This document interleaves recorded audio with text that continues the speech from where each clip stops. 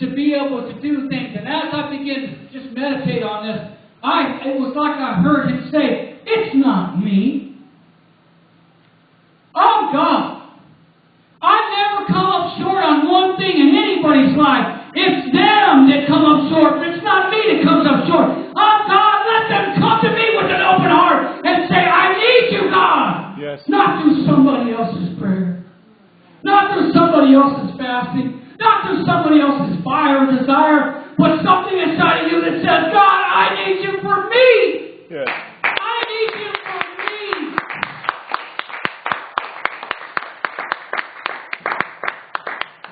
It's hard. It's hard when you're dealing with a lady in Alabama who needs everything. And I looked at my wife and I said, maybe we should send money or something. Maybe we should do this and we should do that. And I get that way. You get that way. You want to help. You want to help. You want to help. Because you feel like you're of God and God would want you to help. But then it was like the Lord ministered to me and said, you're only putting a Band-Aid on the situation. Yep. It's like He looked at me and said, get out of the way.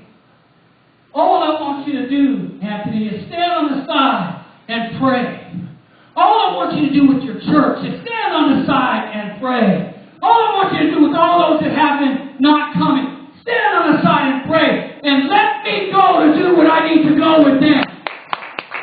Let me go. I know what somebody needs before they even know That's what right. they need. Come on. Preach it. Woo! I'm not going to put him back on a cross because he doesn't have to go back on the cross. He's already redeemed us. It's just a mindset that we need to walk as a redeemed person. Are you not redeemed? Have you not been cleansed? Have you not been washed? Have you not been blood bought by the Savior? That's right. You need nothing more from Him. You need from you. And as I ministered to this lady, my wife and I, as we ministered to this lady, that was the word that came. God's already doing everything that He can do. But now it's you. It's you that must walk in a different mindset. It's you in this church. Some of your mindset, can I just be the pastor? Sometimes you just have to be the pastor. Sometimes your mindset is so ugly and so far from God. A redeemed person is thankful. A person that knows that they've been redeemed is thankful. A redeemed person doesn't have a hard time putting that hand in the air and saying, I love you, Jesus. Yes. I thank you even though I haven't got my blessing. I know that you have that blessing coming. It's me that has to draw closer to you, Father. It's me. It's me. I'm the problem. You're not the problem. I'm the problem. And if I just come to you, Father, and I surrender, and I commit, and my mentality is one of a redeemed person. You're not a beggar. There's not a person in here. Listen, I'll say something that's going to blow your mind. Ready? There's not a person in here or a person online watching that's broken. You're not broke. Shame on you. Shame on me that you utter the words that I'm broke. I'm depressed. I have this in my life and that. Shame on you. Because a redeemed person doesn't say that. A person that knows that they have God on their side, they begin to walk with the mentality that I may not have yet, but I know the person who has. And if I don't have yet, it's because He hasn't given it to me yet. Maybe He's waiting on me. Maybe He's waiting for me to step for me. He's waiting for something on me.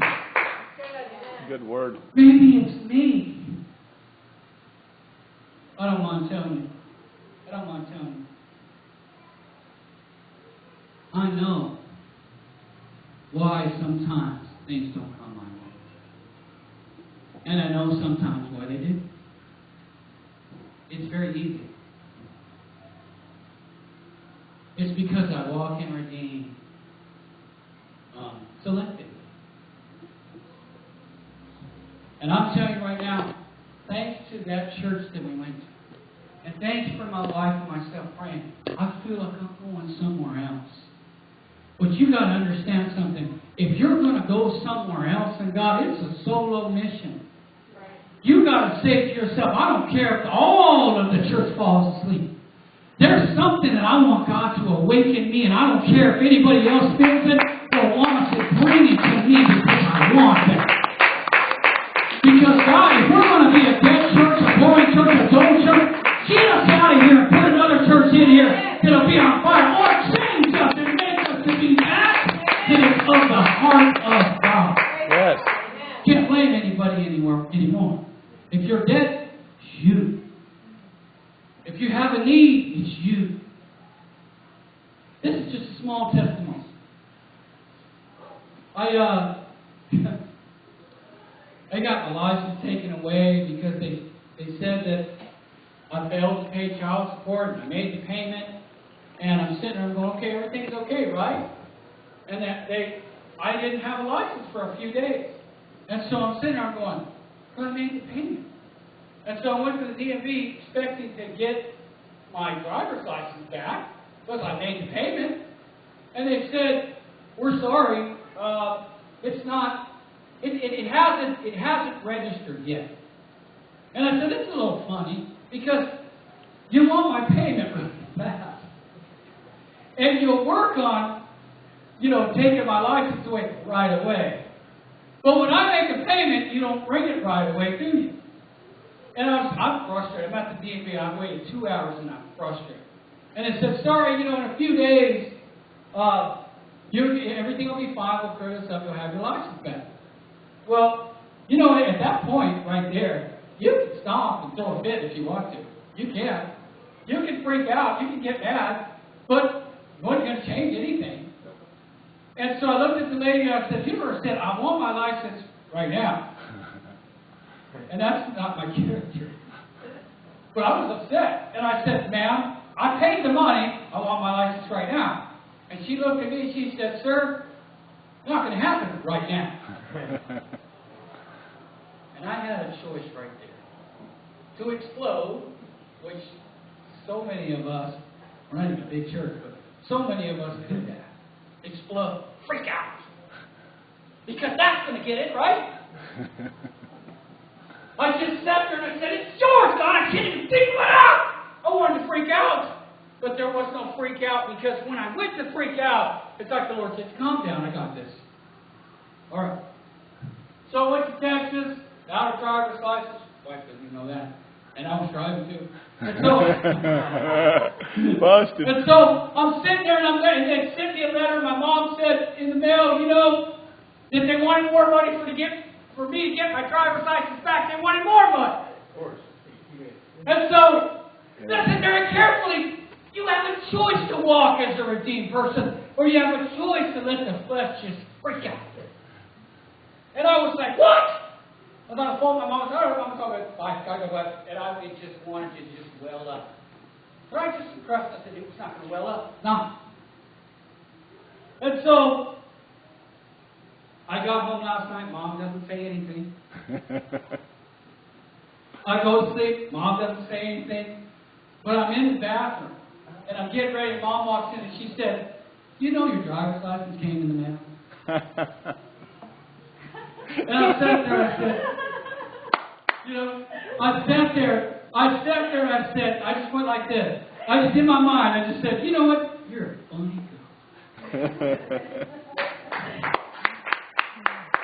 Because sometimes He just wants to test you. Are you walking in the redeeming power of God? Are you going to let this world drag you down and push you down? Are you going to let the devil steal that fire and that passion out of you? Or are you going to walk in the redeemed mindset of God that says, my God can do anything? My God can do anything.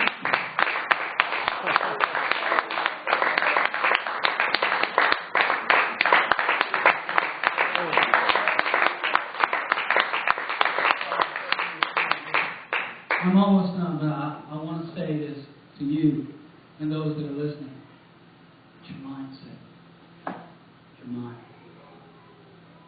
All of this is your mind. God is not distant from you. He's not far away from you. He's not angry at you. He's not disappointed at you. He's not frustrated at you. He's not withholding from you. He is simply loving. He is wanting to take this church somewhere different. And He is. But the mindset has to change. You know, when Gideon was chosen to fight the battle for the Lord, and he had all of his men ready to fight, God said, no, I don't need that many. Wait a minute! We don't need less, we need more. Can you see you argue with that? Yep. But I just got a letter in the mail that says they're taking away this. How can less equal more? When you have God, less will equal more. That's right. And he wrestled with Gideon. More or less, Gideon wrestled with him. Scott, Yep. we need more. Yes, we do. We don't need less, we need more. more. And I look at this church today, and there shouldn't be a chair. There shouldn't be somebody sitting here, and here, and here, and here, and here. And there should be somebody sitting here, and here, and here, and here.